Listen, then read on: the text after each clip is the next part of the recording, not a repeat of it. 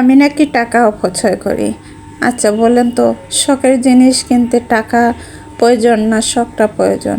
কিছু কিছু জিনিস আছে টাকার চেয়ে অনেক বেশি প্রিয় থাকে, আর আমার এই সামান্য জিনিসগুলোই আমার কাছে অনেক প্রিয়। কার কার ক্ষেত্রে এরকম হয় জানি না, তবে আমার কাছে আমার সামান্য জিনিসটাকে অনেক প্রিয় লাগে। আমার অনেক ভালো লাগে যে আমার একটু পছন্দের জিনিস আনতে পেরে। তুমি এভরিওয়ান, সবাই কেমন আছেন? আশা করছি যে যেখান থেকে ভিডিওটি দেখছেন সবাই ভালো আছেন। আমরাও ভালো আছি আলহামদুলিল্লাহ। রোজা পায় শিখে এই তো আর কয়টি রোজা মাত্র রয়েছে, এরপরে চলে আসবে ঈদ।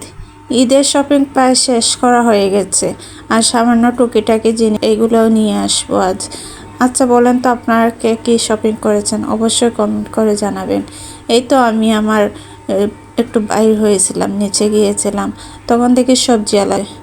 কাল অবশ্য আমি অনেকগুলো সবজি নিয়ে এসেছি। এই তো মিষ্টি লাউ, কুমড়া, এরপরে আরও অনেক ধরনের সবজি। তারপরও আজ শাকগুলো পেয়েছি তাই শাকগুলো নিয়ে এসেছি। আমার মেয়ে অনেক পছন্দ করে পাট শাক, তার জন্য পাট শাক নিয়ে এসেছি।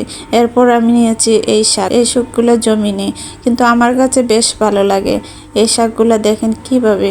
আর আমার শাশুড়ির জন্য নিয়ে এসেছি ডাঁটা শাক। আর এইগুলো দেখে আমার শাশুড়ি আমাকে বলতেছেন টাকা অপচয় করে, বলতেছেন অনেকগুলো সবজি রেখে কেন আবার সবজি নিয়ে এসেছি। আচ্ছা বলেন তো, পছন্দের জিনিসগুলো কি ফেলে রাখা যায়? আর সবজি না আমার কেন যে একটু বেশি আশফুস লাগে, সবজিগুলো আমি নিয়ে আসি। আর সবজি কিনতে আমার বেশ ভালোই লাগে। যেটা আমি সবজি দেখলেই কেন যেন সবজি নিয়ে আসি। এই যে বেনে এত সবজি দেখে মনে হয় সবগুলোই নিয়ে আসি। একটু বেশি পছন্দ করি আমি সবজি কেনা। তোমরা যারা আমার ভিডিও দেখো সবাই জানো আমি একটু বেশি সবজি আনি, কিন্তু আমি কখনো অপচয় করি না। আমার যা লাগে আমি তাই করি। এই তো আজ শাকগুলা নিয়ে এসেছি, আমি শাকগুলা রান্না করব। এইদিকে ধনেপাতাগুলা আমার অনেক প্রয়োজন ছিল, কাঁচামরিচ এইগুলো নিয়ে আসলাম। আর আমার শাশুড়ি যেহেতু একটু ডাঁটা বেশি পছন্দ করেন, ওনার জন্য ডাঁটা নিয়ে আসলাম।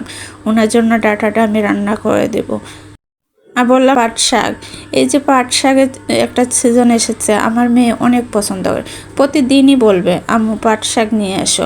আর ও পাট শাকগুলো তেল দিয়ে অনেক পছন্দ করে না, ও পানি দিয়ে করে, তাই ওকে পানি দিয়ে এগুলো রান্না করে দিতে হয়। এরপরে আমি আমার শাশুড়ির জন্য ডাঁটাগুলো বেছে নিচ্ছি। আর এই যে ডাঁটার শাকগুলা, এইগুলা খেয়েছ কখনো শুটকি দিয়ে? এই শুটকি দিয়ে এই শাকটি খেয়ে দেখো, অনেক ভালো লাগে। আমার কাছে বিশেষ করে অনেক ভালো লাগে। এটা আমার আম্মু রান্না করে অনেক ভালো করে, আর আম্মুর হাতের রান্না অন্যরকম। খুব মিস করতেছি আম্মুকে। সারাটা রমজান আম্মুকে কাছে পাইনি। আমার আম্মু যখন থাকেন তখন মা মেয়ে মিলে দুজনে গল্প করে অনেকটা সময় চলে যায়। জানি না কখন আসবে, বলতেছি তো ঈদের পরে আসবে। এরপরে আমি নামাজটা পড়ে নিচ্ছি। নামাজটা পড়ে আমি একটু বাহিরে যাব, তাই আগে নামাজটা শেষ করে নিচ্ছি। আর আজ কি বাইরে যাব, এত গরম। এরপরে দেখেন আমার টেবিলের অবস্থা। আমার মেয়ে পড়া টেবিলটা একদম গোছালো। আর এদিকে দেখেন এখানে উন্নার ভিতরে আমি ঠাইছি। আমার বোনের জামাই সকালে যাওয়ার সময় আমাকে টাকা দিয়ে গেছিল। এই টাকাটা আমি উন্নার এখানে রেখে দিয়েছি, কিন্তু ভুলে গেছিলাম। আল্লাহ বাঁচিয়েছে, আমি এই উন্নাটা ধুতে দেইনি। যদি ভিজিয়ে নিতাম তাহলে টাকাটা অন্তত ভিজে যেত।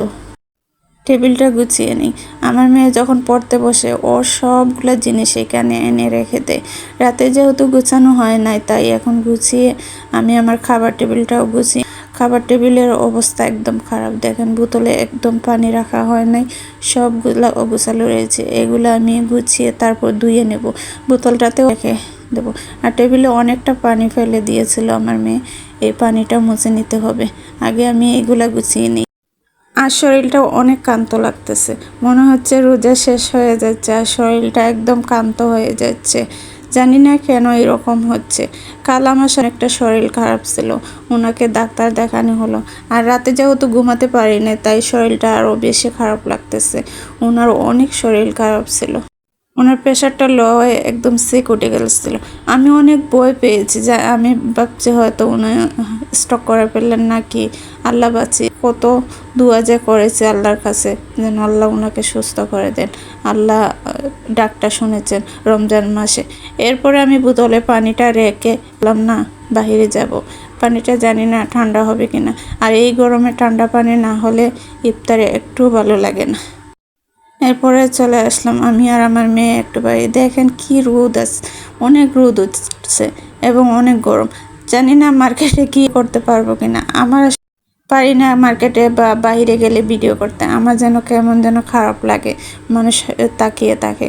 এরপরে আমি রান্নাটা করে নিচ্ছি, যেহেতু ইফতারে আজ আমরা বাদ দিয়ে ইফতারটা করব। আজ নয়, আমরা পাই মাঝে মাঝে বাদ দিয়ে ইফতার করি। আমার শাশুড়ি বেশ পছন্দ করেন, উনি ইফতারটা একদম করেন না, তাই শাশুড়ি দেখা দেখে আমি আমার মেয়ে দুজন মিলেই ভাতটা খেয়ে নিই। আজকে দেখেন আমি গোয়াল মাছ দিয়ে আলু দিয়ে রান্না করেছি, আর শাক রয়েছে, ডাঁটা রান্না করেছি। আর এরপর আমি মাছটা ভাজি করে নিচ্ছি, 3 পিস মাছ আমি বেজে নিচ্ছি। এই মাঝে আমার শাশুড়ি আমি আমার মেয়ে খেয়ে নেব। স্পেশালি আমার কিন্তু শাকের সাথে মাছ ভাজি একটি আমার কাছে বেশ ভালো লাগে। আর ভিডিওটি খেয়ে কোন জায়গা থেকে দেখছেন অবশ্যই কমেন্ট করে জানাবেন। আর ভিডিওটি ভালো লাগলে অবশ্যই সাবস্ক্রাইব করে সাথে থাকুন। ধন্যবাদ। আল্লাহ হাফিজ।